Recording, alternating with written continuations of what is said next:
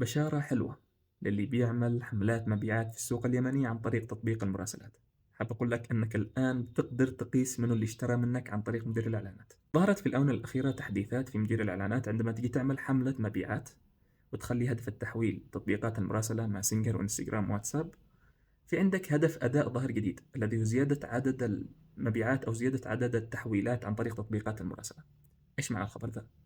بمعنى إذا أطلقت حملة مبيعات أنت الحين تقدر تقيس كم عدد الأشخاص اللي اشتروا من مدير الإعلانات، وأصبحت ميتا منصة ميتا عن طريق واتساب وماسنجر وإنستغرام تعرف من الشخص اللي اشترى منك عن طريق تطبيقات المراسلة. وفعلا أنا لي أجرب هذه الحملة حول أسبوع، وصراحة يتبع بالفعل من اللي اشترى.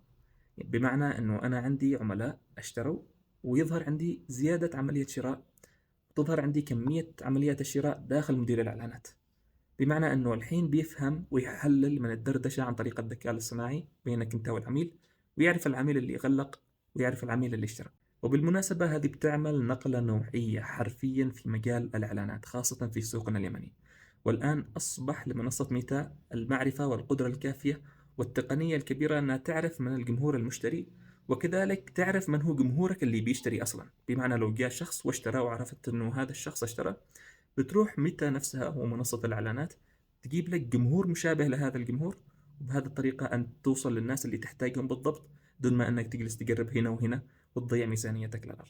حاب أقول لك أن الذكاء الصناعي بيسوي نقلة نوعية حرفيا في مجال الإعلانات وكذلك في مجال التجارة الإلكترونية في سوقنا اليمني، ولازم نحن نطور من أنفسنا بشكل مستمر في هذا المجال لأجل نواكب التطورات. وإذا حاب إني توصلك مزيد من هذه النصائح سجل إعجابك بصفحة الأحمد وتابع حساباتنا، وإذا عندك أي سؤال أو استفسار اكتبوا لي تحت بالتعليقات وبإذن الله برد عليك. بالتوفيق.